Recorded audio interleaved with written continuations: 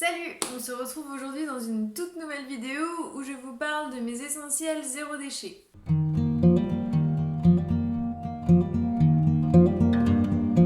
Alors d'abord on va commencer par l'essentiel, c'est-à-dire les courses. Il faut savoir que... Il faut savoir... Putain, j'en peux plus. Il faut savoir que le meilleur déchet, eh bien, c'est celui qu'on ne produit pas. Et ça, on le répétera jamais assez. Donc pour ça, eh bien, c'est important d'éviter le maximum de déchets au moment même où on va faire ses courses. Donc pour ça, il y a les fameux sacs à vrac. Donc il en existe de plusieurs sortes, de différentes tailles. Donc voilà, il y a des grands et puis il y a des plus petits. Donc en fait les grands, je mets tout ce qui est riz, pâtes, lentilles, pois chiches, voilà, où je sais que je vais avoir besoin de grandes quantités. Et puis les plus petits, je les utilise tout simplement pour mettre par exemple des graines, des noix de cajou, des amandes, en fait tout ce que je vais prendre en moins grande quantité. Et puis aussi par exemple quand je vais acheter du shampoing solide ou un savon, voilà, je peux très bien mettre dans ce type de sac. Ensuite, il faut savoir que j'essaie de toujours avoir un ou deux sacs sur moi.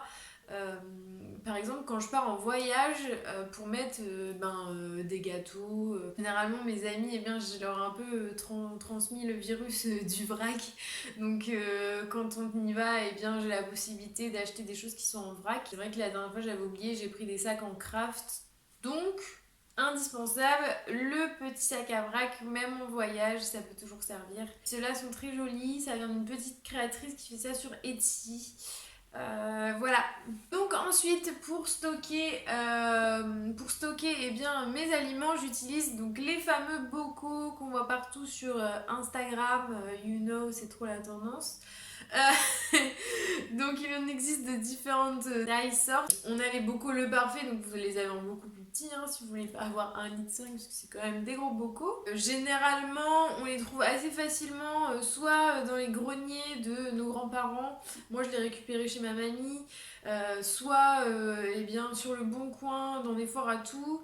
Il y a juste en fait à rajouter le joint qui est généralement bien utilisé ou alors qui est carrément manquant, et puis voilà, on a des bocaux. En fait c'est des bocaux de conservation, j'ai acheté, il y avait des aliments dedans et puis j'ai enlevé l'étiquette et voilà, ça m'a fait mes bocaux. J'utilise aussi ces bocaux au réfrigérateur. Je pourrais bien remplacer des tupperwares où je peux par exemple mettre du fromage. Il y a des personnes qui viennent directement avec leurs bocaux au magasin de vrac.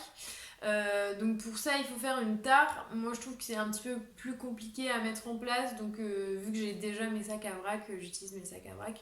Mais voilà, c'est pas impossible, et chez Débaïdé ou Biocop, voilà, ça dépend de votre Biocop, mais ça se fait très bien. Pour conserver la nourriture, donc je vous ai dit j'utilise les bocaux, mais j'utilise aussi les tupperwares.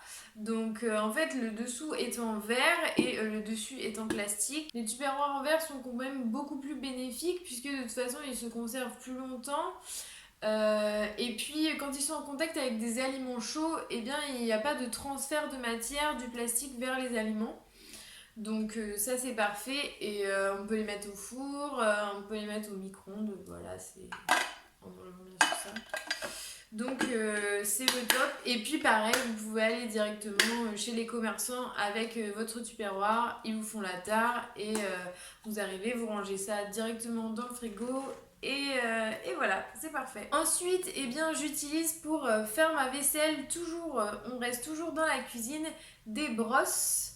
Donc ça c'est une brosse avec des poils bien un peu plus doux, et ça des poils un petit peu plus durs. Donc ça généralement c'est pour les casseroles, les poils. Voilà ce qui va accrocher un petit peu plus. Voilà mes petites brosses. Un autre indispensable, eh bien, ce sont tout ce qui va être chiffon, mouchoir, serviette, essuie-tout réutilisable. Donc en fait quand on pense à la quantité de mouchoirs, de serviettes en papier, d'essuie-tout qu'on peut jeter, se tourner vers du réutilisable, du lavable, c'est quand même parfait. Donc moi j'ai des mouchoirs, des serviettes, des torchons, une serpillière, un essuie-tout, voilà, comme vous pouvez le voir. Donc tout ça que je réutilise et puis ça élimine quand même énormément de déchets. En restant dans la même veine mais en passant dans la salle de bain, on a aussi les cotons lavables. Si vous voulez en savoir plus sur ma routine de soins, n'hésitez pas à aller voir la vidéo que j'avais fait sur les produits zéro déchet que j'utilise dans la salle de bain. Donc voilà, dont ces petits cotons démaquillants. Donc moi ça fait 2 ans que je les ai et j'utilise matin et soir. Donc c'est vrai que si on pense à la quantité de coton démaquillant que j'aurais utilisé depuis 2 ans, franchement ça réduit quand même énormément les déchets. Ensuite dans la cuisine, donc alors là ça je ne pouvais pas ne pas vous le présenter, mais après si vous buvez pas de café, et ce sera pas du tout un essentiel pour vous, mais pour moi c'est ma cafetière à piston. Tout simple, vous mettez votre café, vous mettez votre eau chaude, vous laissez infuser pendant 10 minutes. Ensuite, une fois que c'est bon, vous avez juste à filtrer. Voilà.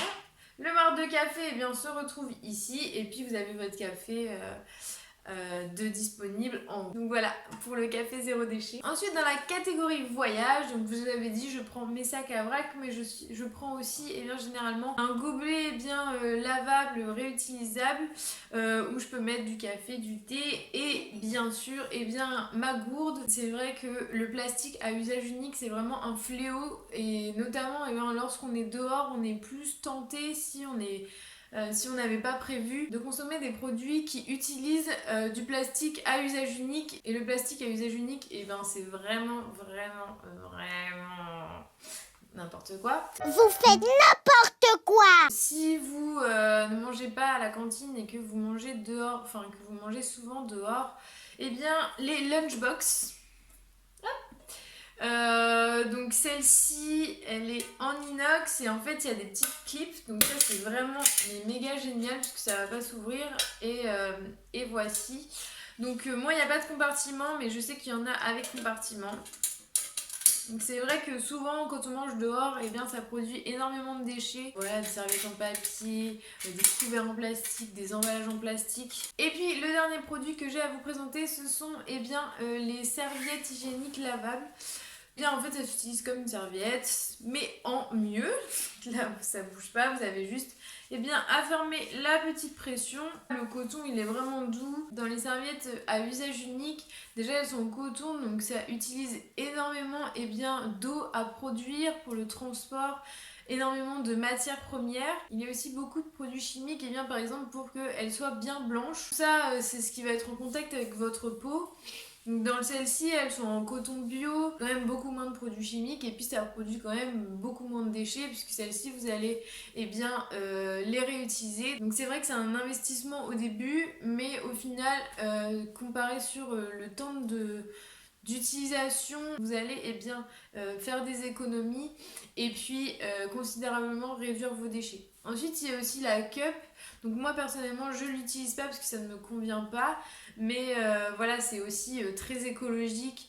Vous l'achetez à 10-15 € et ça vous dure 10 ans. Voilà, j'espère que cette vidéo vous a plu.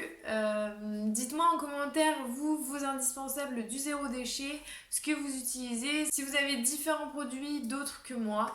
Et voilà, je vous souhaite une bonne journée, une bonne soirée et je vous dis à bientôt dans une nouvelle vidéo. En attendant, prenez soin de vous, prenez soin de la planète et salut!